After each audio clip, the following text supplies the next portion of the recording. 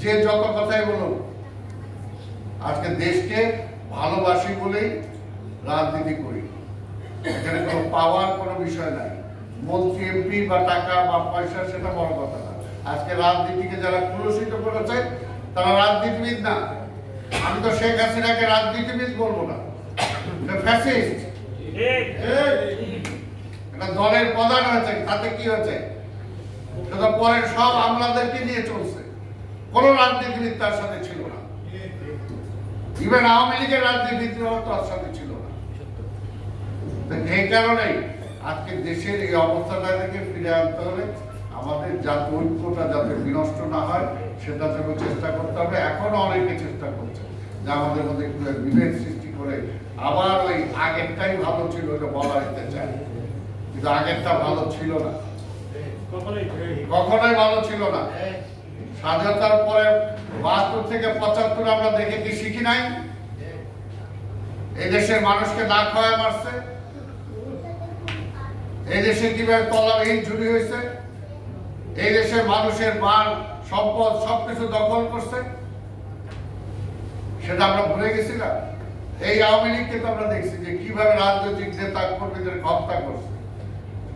সেই সময় এসপি মাহবুবের নেতৃত্বে কিভাবে প্রাইভেট বাহিনী গঠন করে রাজনৈতিক কর্মীদেরকে হত্যা করছে।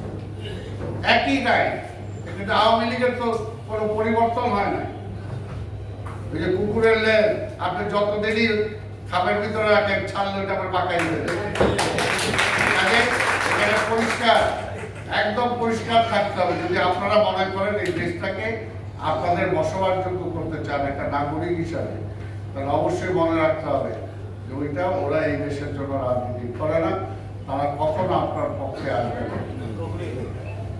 কাজে আমি আমার যদি স্বাধীনতাকে রক্ষা করতে চাই, আমি আমার মৌলিক অধিকারকে যদি রক্ষা করতে চাই, তাহলে অবশ্যই একটাই পরিষ্কার কথা যে ওই দলকে বাদ দিয়ে চিন্তা করেন। এবং সেটার জন্যই আমরা যদি আগামীতে অবশ্যই নির্বাচন অবশ্যই হবে, ১ মাস আগে হোক আর ১ মাস পরে হোক। আমরা নির্বাচনটা কেন চাই? এর জন্যই চাই যে ষড়যন্ত্র চলতেছে, সেই ষড়যন্ত্র কারা করতেছে? এখনো সীমান্ত থেকে পরিষ্কার ভাবে ষড়যন্ত্র করতেছে। কাজে এটাকে আমার বলা লাগে নাকি ষড়যন্ত্র কে করতেছে? আর এই সরকার, আমরা তো বলতেছি আপনি সামাল দিতে পারলে করেন, আর সামাল না দিতে পারলে নির্বাচন দেন। দুইটার একটা তো করতে হবে। আপনি বলেন ষড়যন্ত্র হচ্ছে, আবার ষড়যন্ত্রকে সামালও দিতে পারবেন না, আবার নির্বাচনও দেরি করবেন, তাহলে তো হবে না।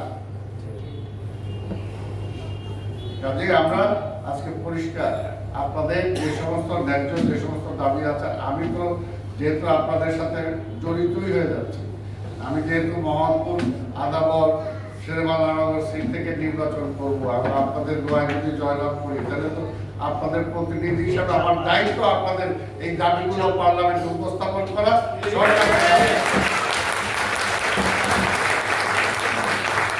এটা বলতে পারে একটা রাজনৈতিক কর্মী হিসাবে, একটা দেশপ্রেমিক মানুষ হিসাবে অবশ্যই ন্যায্য যেটা সেটার পক্ষে লড়াই করেছি, অতীত এখনো করছি, সামনেও করবো।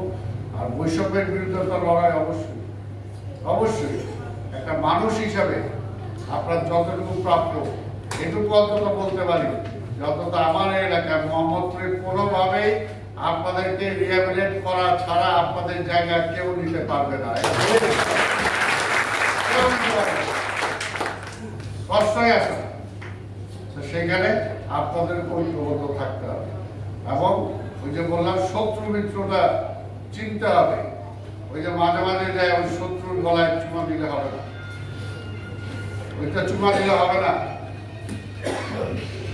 এটা এখানে পরিষ্কার, শত্রু শত্রু। কাজে ভোটের সময় বা যে কোনো সময় সবাই এক কথা বলে না যে ভোটের পরে এটা ভুলে গেছে বিএনপি ভুলে নাই।